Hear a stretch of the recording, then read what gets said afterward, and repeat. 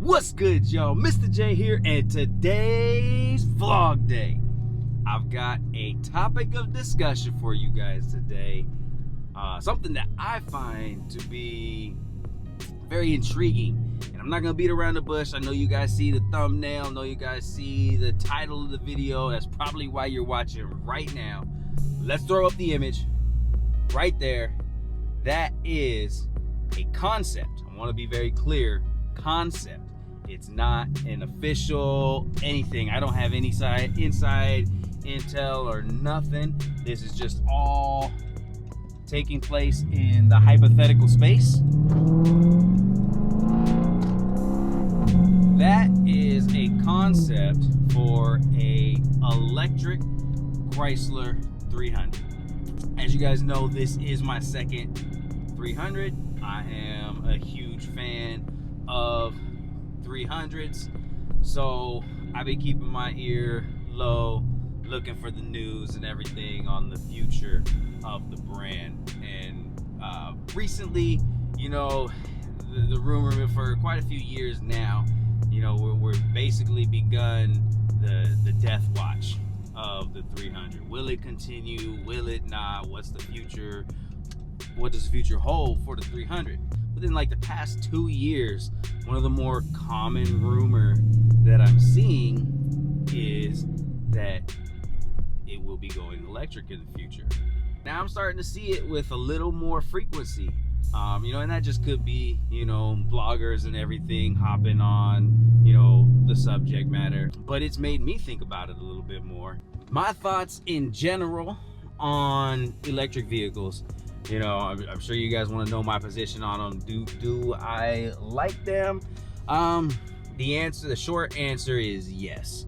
I do plan on having an electric vehicle, but I never plan on, you know, not having a gasoline powered vehicle. The future is electric, you know, whether we like it or not.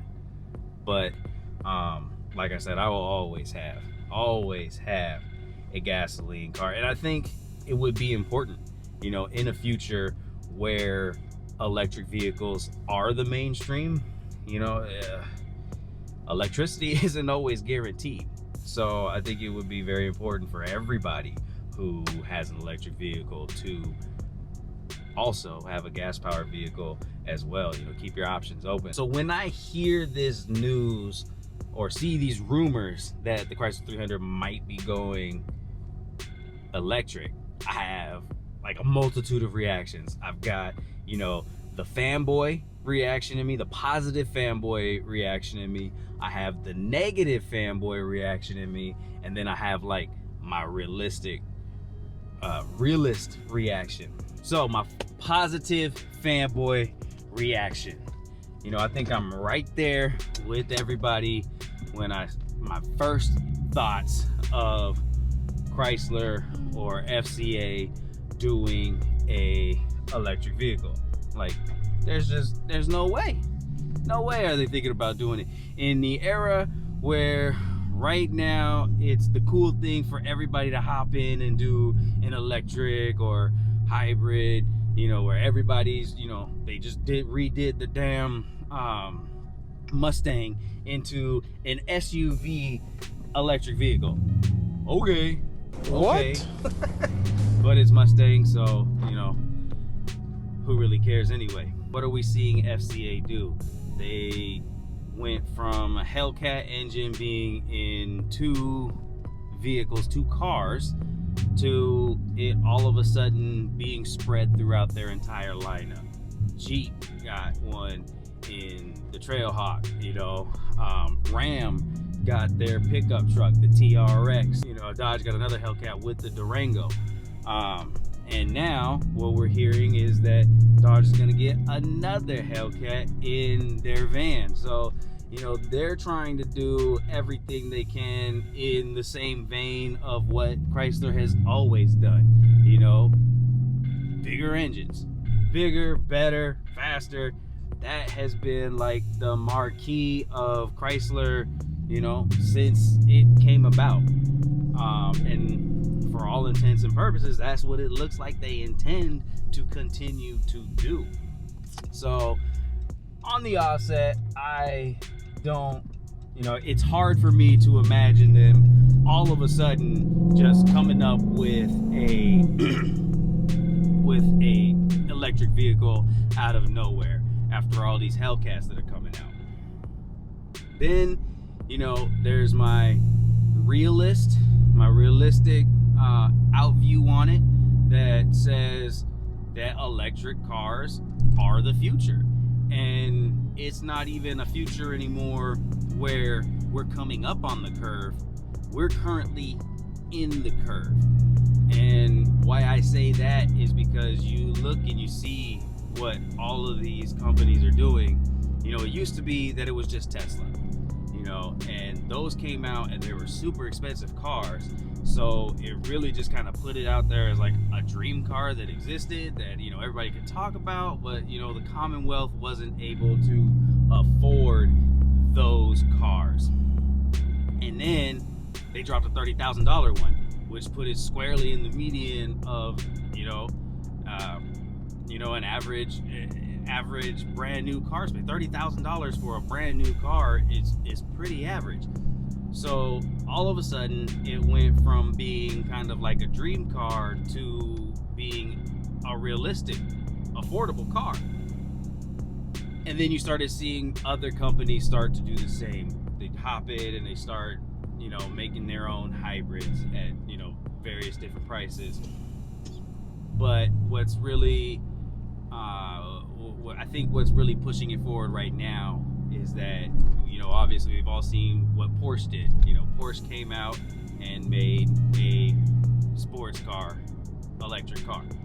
So that's one step. And then you consider what GMC did. GMC came out and they made 1,000 horsepower, off-roading beast of an electric vehicle. So, we're starting to see now where it can be done on pretty much anything. And once you start seeing that, it seems like that's when, the curve really heads off. For all intents and purposes, it feels like we're at a spot now where there's not really any limitations on what, an electric vehicle can be. There's no stereotype. A stereotype used to be, 15, 20 years ago that, if you were electric, you were slow. If you were an electric, you were driving a Prius. And, we all hate those cars. But the landscape has changed tremendously. As unfortunate as it is for us who love, muscle cars, the future is electric. I can very visibly imagine in my head being 90 years old, behind the wheel of a 2080 Chrysler 300S, just old man in it at the wheel. I can very well picture that with my wife next to me, driving down the highway, surrounded by electric vehicles, and then, perking up because I hear it. And it takes me back. It takes me all the way back in my day. Here comes a classic, because, we're talking about 2080, a classic 2014 Chrysler 300 SRT just come mobbing down the highway. I very visibly can foresee that future. Do I think that we will ever be 100% electric cars on the road? Not really, no. Can I see 90%? Absolutely. I really think that for it to hit 100%, it would take some kind of, acts of legislation. They would have to make it illegal for you to drive, gasoline combustion engines. Gas explodes, And hopefully that never happens. Hopefully that never happens. But the thing is that, as these cars become more popular, that's just the way that the industry is going to push. And as time wears on and more electric cars hit the road, they're gonna become more affordable. More people are going to start driving them. The demands for, power stations are gonna go up, and the demands for gasoline is gonna go down. So as time goes on, even if you don't want to have an electric vehicle, even if you're not sold on it, as time goes on, it's just going to become, by virtue, more economic for you to have an electric vehicle. It's going to become more of a, gasoline vehicles, and I'm not talking about like next year or, 5 years down the road. I'm talking about like 10, 15, 20 years down the road.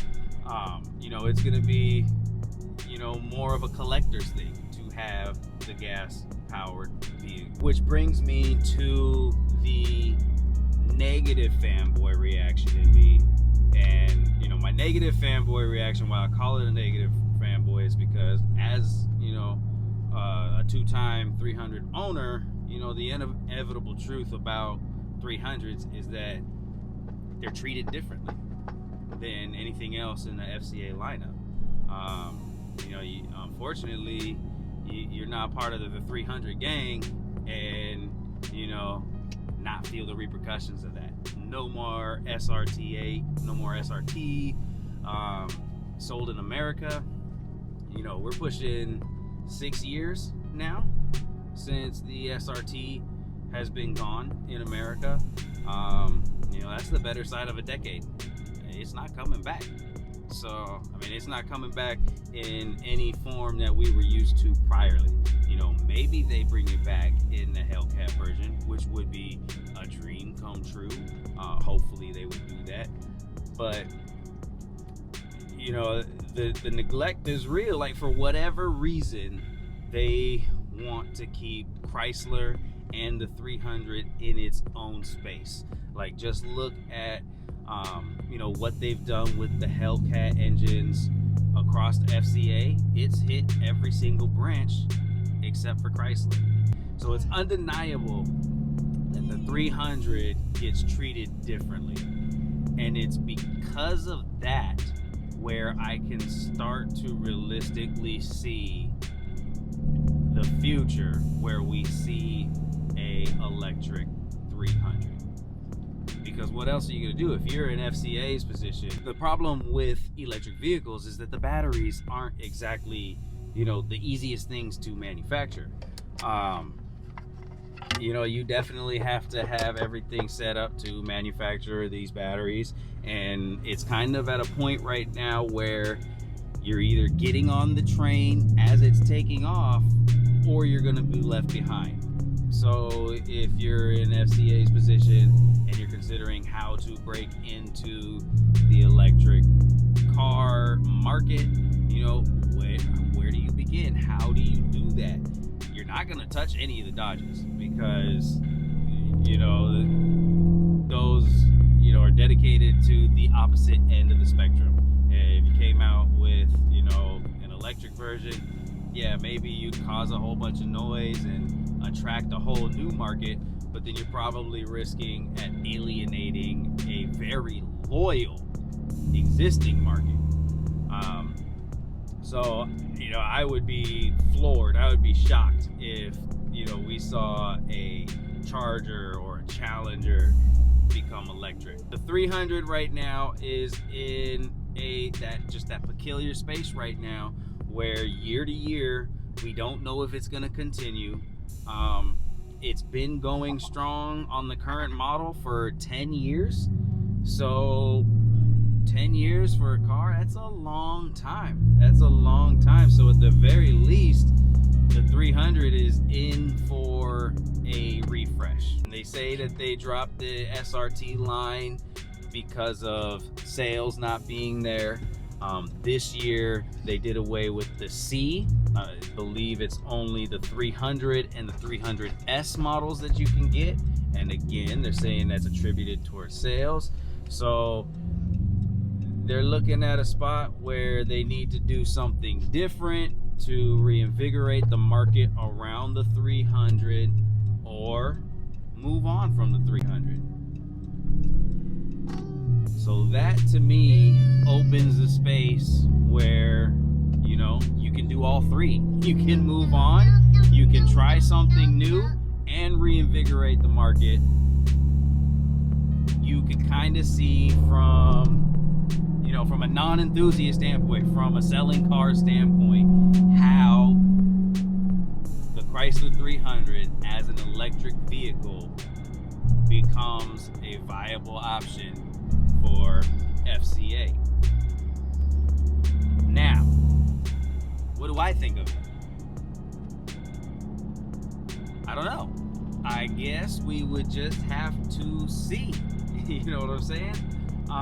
Like I said, I'm definitely planning on getting an electric vehicle in the future. You know, I like what Tesla's doing. You know, I'm telling you right now, if they came out and they did, you know, like a lot of the things that Tesla does, with, you know, the giant screen, you know, all those bells and whistles, like, I would definitely be interested. I love the rendering of the car, and if that was to be, you know, Chrysler's model going forward, I would be all about it. I'm like, okay, cool, electric or not. If that was the new model going forward, I would definitely be on the lot, you know, day after they release, trying to scope it out, trying to see in person what they're all about. Would I be lining up day one to buy one? You know, I can't say that for certain. One thing that I do know for certain, that whether it be a Chrysler 300 electric or a Tesla, whatever, the day that I do go electric, I'm still keeping this baby right here. You know, the electric car becomes my daily commuter, and this becomes the fun car. You know what I'm saying? Like the weekend fun car. You know, when I have to drive, it's being done in an electric vehicle. I'm preserving this gas guzzler for more longevity throughout the future, and I'm only gonna be driving this thing for fun. I'll never leave it behind. Never will I ever be without gasoline. But there you have it. Those are my thoughts, my views on Chrysler 300s going electric. Don't forget to follow me on Instagram, Gotham_Hemi. That's where you'll see all the mods at in real time before they ever hit the channel. Hit that like button. Don't forget to comment. Don't forget to comment. I really would love to see your guys' feedback on this one. And if you haven't hit that subscribe button, what are you waiting for? All right, y'all. I'm Mr. J. This is Gotham Hemi, and we out.